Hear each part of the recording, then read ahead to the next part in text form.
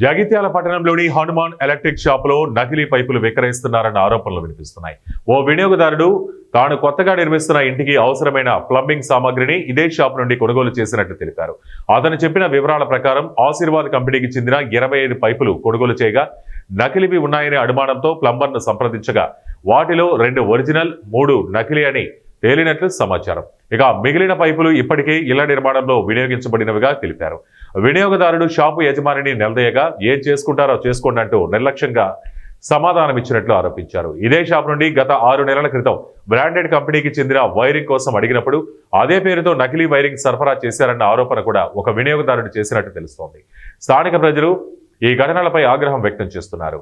ప్రభుత్వం మరియు vigilance sale tax అధికారులు తక్షణమే జోక్యం చేసుకుని నకిలీ సామానుల విక్రయాలపై కఠిన చర్యలు తీసుకోవాలని డిమాండ్ చేస్తున్నారు. మనం లోపల కూడా ఎన్ని వేసినామో తెలియదు ఇప్పటి వరకు అంటే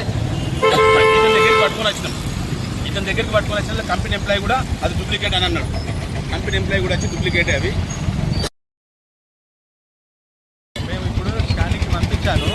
2 పంపిస్తే చూడండి, ఒకటి రిజల్ట్ అనేది మీరు ఇక్కడ చెక్ చేస్తుంది మా లీగల్ టీం పంపిస్తే ఒకటి అంటే దాని రిజల్ట్స్ కూడా వెయిట్ చేస్తున్నా మీకు చూపెడతాయి. అంటే డూప్లికేటే కదా. చెప్తా ఆయన మనకు అవసరం లేదు. విషయం ఏంటంటే ఆయన ఏమంటుండే ఈ 3 మేము అమ్మలే అంటాడు. మీరు అమ్మకపోతే వేరే టోన్ దగ్గర కొని నీ దగ్గరికి ఎందుకు తెస్తాం? వాడు డూప్లికేట్ ఇచ్చిన వాళ్ళ దగ్గరికి పోతాం కదా. అంటే వీళ్ళ వ్యవహారం ఎట్లుంటుంది అంటే మనం ఐటమ్ కొని తీసుకుపోతాం, అది డూప్లికేట్ అని తెలిసి వీళ్ళ దగ్గరికి వచ్చినాం అనుకో మాది కాదంటాడు. వాడు భయపడిపోవాలి. ఇప్పుడు ఇంకేం మాట్లాడుతుండు, ఏం చేసుకుంటూ వచ్చేసుకోపో భయపడుతున్నావా మమ్మల్ని అని అంటుండు. అంటే వీళ్ళది రాను వీళ్ళ వ్యవస్థ ఎట్లా తయారవుతుంది, మన మీద వీళ్ళ దౌర్జన్యం ఎట్లా నడుతుంది, వీళ్ళది మొత్తం మోసపూరితం వీళ్ళ వ్యాపారాలు. చూడండి, మన వ్యాపారాల్లో మన ఏది వస్తువు డూప్లికేట్ ఏది మంచిదని కస్టమర్కి ఫుల్ గ్యారంటీ ఇస్తాం. దయచేసి ప్రజలందరూ కూడా తెలుసుకోవాల్సింది ఏంటంటే మన వ్యాపారులు 10 రూపాయలు ఎక్కువ వ్యాపారులు మన వ్యాపారుల దగ్గరనే ఉండి, ఇంకొకటి ఏంటంటే మన సంపాదన మొత్తం కూడా ఇతర రాష్ట్రాలకు తరలిపోతుంది. ఆ దిశగా కూడా ఆలోచించండి. మా లోకల్ వ్యాపారుల దగ్గర వస్తువు కొంటే 100% గ్యారంటీ జవాబుదారీగా ఉంటుంది. ఏది మంచిది ఏది చెడు అని తెలుసుకొని గ్యారంటీ వస్తువులే తెప్పించి అమ్ముతాడు. మీరు కూడా ప్రజలు ఆలోచించి ఇక నుండి ఈ లోకల్ వ్యాపారుల దగ్గరనే సామాను కొనుంది.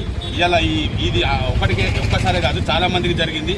చాలా ఇళ్లలో వైరింగ్ డూప్లికేట్ వచ్చినాయని చెప్పి నాకు కూడా కంప్లైంట్ వచ్చింది.